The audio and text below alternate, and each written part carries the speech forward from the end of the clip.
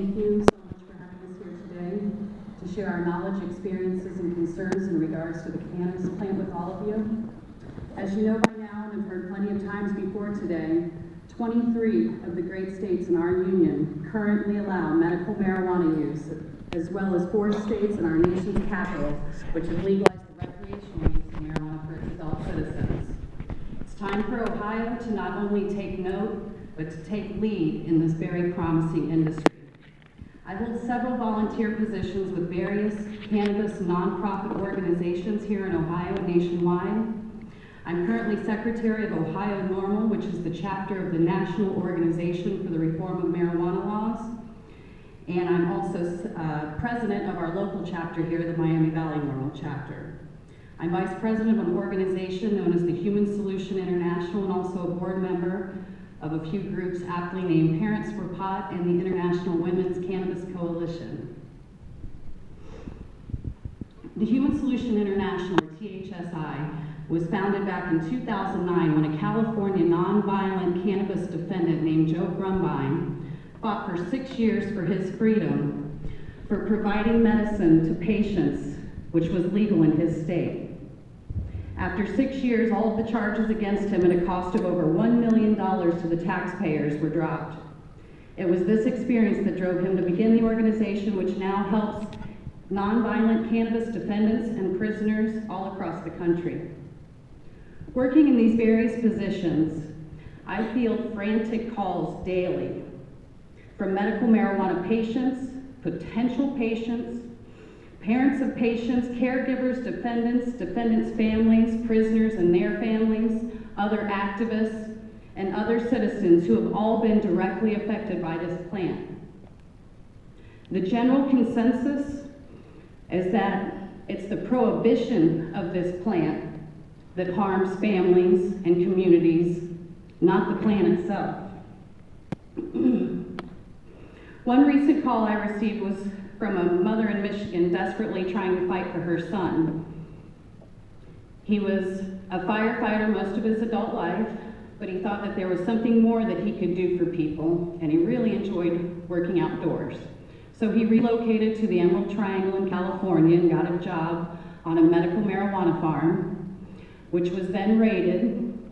And now he, as a mere employee of that farm, is looking at spending the majority of the rest of his life behind bars because he was charged with 4 or 5 felonies, I forget which. I hear so many of the stories. She was on the phone crying to me about what a good person her son is, what a good man he is, and how he always, throughout his entire life, just wanted to help people. And now he's looking at the rest of his life behind bars because of his desire to do more and to work in the great outdoors while doing so. I posted a flyer on social media regarding these hearings on Tuesday. On Wednesday, I got a call from a mother in Columbus who buried her 35-year-old son the day before, on that Tuesday when I had made that post. He was the father of 5 beautiful young children. Back in December of 2014, he was sent to hospice because the brainstem tumor that he was experiencing had put him to where he had roughly a week to live. So she desperately hopped a plane and went to Colorado, where she illegally arranged to get cannabis oil home to him, secretly started giving it to him in hospice. Within a week or so, they sent him home because he was starting to show such signs of recovery. During going through this with her son, she also got a notice from her doctor that she was severely diabetic out of nowhere. Her levels were in the 400s, very dangerous, off-the-chart levels. She asked for the chance to please, they wanted to hospitalize her. She said, please give me the chance to go home and try to do this on my own, because I'm typically a very healthy, active person. I eat a proper diet, I exercise, I shouldn't be diabetic. She knew it was the stress from dealing with her terminally ill son that we brought this on. So she went home and took a couple drops of that cannabis oil, and almost immediately, she said within that day, her levels went from the dangerous 400s down to a not normal, but good to excellent level of around 125. I personally have been touched by this plant in many different ways. I've watched family members come out of addiction, drug and alcohol abuse and addiction, by utilizing just this plant, and it's worked for 30, 40 years for a couple of my relatives. I've lost multiple close friends who were parents of young children to pharmaceutical abuse. And I know that there was a better way. They started on these things because of pain. Had they had cannabis, maybe they would have not gone down that road. I have relatives right now, fibromyalgia has been mentioned a couple times, quickly going down the tubes on the opiates.